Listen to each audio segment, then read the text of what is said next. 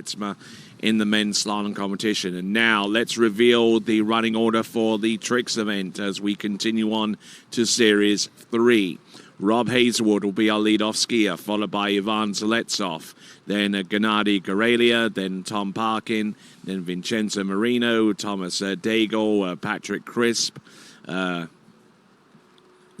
Coleman Jr., Mykhailo Mykhailichenko, and our last skier off the dock in today's men's tricking. Today, it's going to be... body to get the rotation and the top of the wake. So like on a ski line 5 back, my rotation is practically done through the top of the wake, and I just have to keep the momentum moving, whereas he's constantly creating his own momentum with that skipping rope.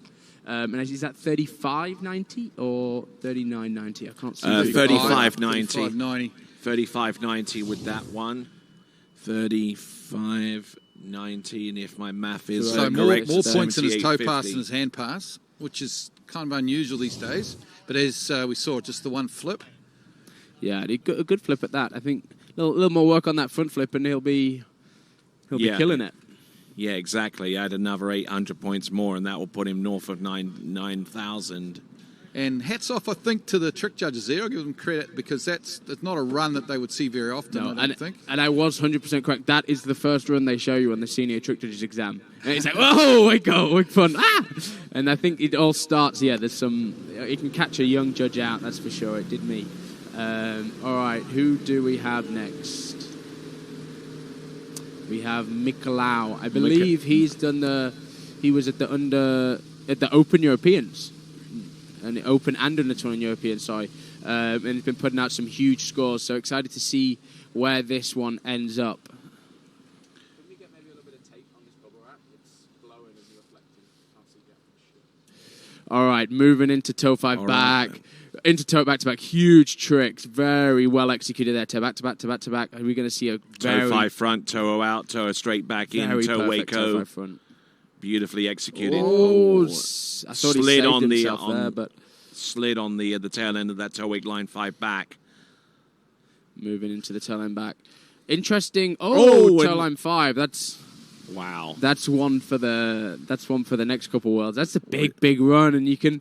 The one thing I've always admired about the Ukrainian way of teaching is they teach them these huge tricks young. And obviously they're very talented, but they throw these toe line 5s and throw these toe line back-to-backs in. And instead of kind of going the conventional way necessarily of doing this run, no, you do toe line back-to-back till you crack it perfect. They get these huge runs early, and then they have the time to perfect them. I mean, that is one of the most textbook toe 5 fronts you've ever seen. Yeah, it's just very quick, smooth. So well stood over the middle of his ski, right? Yeah. Beautiful stuff. Tolano gets a little caught there. But I think that actually was the planned run. So moving into both toe line back-to-backs. Getting a little bit stuck, I think, on this second one. No, that was pretty perfect. I'm picking problems for no reason here. But I think he's going to be happy with that run. I presume toe line 5 is going to be out of time. Certainly looks like it. Indeed it is. And he fell on it anyway, so...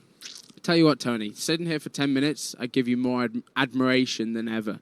This trick stuff's hard. You getting tired already, Rob? I am. Honestly, I'm ready for a nap. Been up since 6, waiting for the rain to stop. Ooh, we have another little slalomer next on the dock. Yeah. Yep, with the vest on. That is Lucas Cornell. Is last one for Australia to hit the water. And looks like we're getting some point scores coming through from Mykhailo Mykhailichenko. They're in the review stage. And right now, the review stage has meant that his toe wake lino his foot is in the water, in the opinion out of 3 out of the 5 judges there. Yeah, well, it was close. But that's the rub of the green, isn't it? Because, 3 out of 5 take it. Could have easily swung the other way, where 3 out of 5 gave it, credited it, and he's got the points. That's why we have 5 judges. Majority rules, but it was close. The foot was definitely in the water. It's just a judgment on whether, where he is in the rotation of the ski. All right, then. Look, also, there's no hesitation there with the toe back that came afterwards with the toe wake lino. So 100 points goes into the ether with that one. And looks like the point score is going to be, 39.70. So let's have a look and see what we've got here on pass number 2. Taking that Huge one. He's moves. sending it. Beautifully Look at this. clean there. Goes into the half cab there. Half jack, sorry. Beautiful flip. I thought we'd see a reverse landing there. Getting the back landing. Is he going to do a half cab? Yes. Moving into the ski lines. Beautiful ski line. Gets he paused. caught on the ski line back to back, and that delay. Moment's hesitation has costed in there, Glenn. That was Absolutely. a huge run.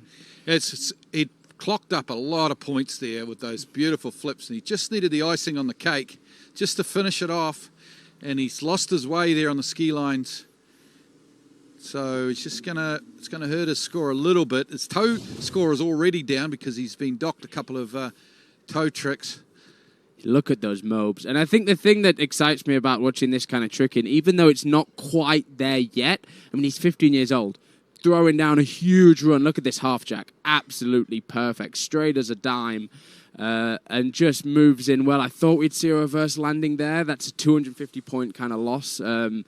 But obviously getting the back landing and the half cab here. But this is the run that's going to set him up for life, essentially. I mean, this is the same start of a run that world records have been thrown down with, really. So he's set up. There's the delay. Yeah, just a balk on that ski line back-to-back, and maybe found himself a little bit too close to the wake, and just getting himself a little bit tripped up. But, I mean, at 15 years old, he has thrown down some huge tricks, and it takes a winter to clean all that up, and next year we're going to start seeing easy 10,000 points out of him.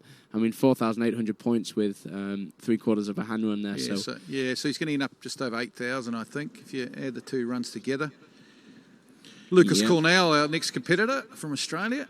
Okay, we got a committed score of 87.70 there for Mykhailichenko from Ukraine. And our last skier to take to the water. Geez, it wouldn't have taken much for the young Ukrainian to take the lead there, though. In the end, he was only 600-700 points off the lead, and he lost some tricks, so that's close. I'm sure with the size of that ski line as well, there was maybe a ski line 5 after that. So you get ski line back-to-back ski line 5,000 points, you're nearly at 10 grand. So 87.70 is good enough for a top 3 position right now. It is right now, but there is a lot of skiers to come. I can't remember. No, some I can't. slalom. I don't know. Some. Don't worry, there's many more a skier that will knock me off that podium. But there you go. You're on top of the world right now. I'll screenshot that. That's what happens when you don't trick for 2 years and don't put any scores in. Ski in the rain. There you go. Rob Hazelwood ahead of Lucas Cornell. Both of them over 9,000 points. The only two competitors north of 9K. Tom Park in there. Look at him go there with 88.20 there. Putting a lot of work in. There we go. And Misha there with his point score of north of 8,000. And Stepan Shpak there. 2 Ukrainians, 4th and 5th. Those are your top 5. You can find out the entire list of scores that have been produced so far in the men's competition by going to IWWF.sport. IWWF.sport. Click on the link that...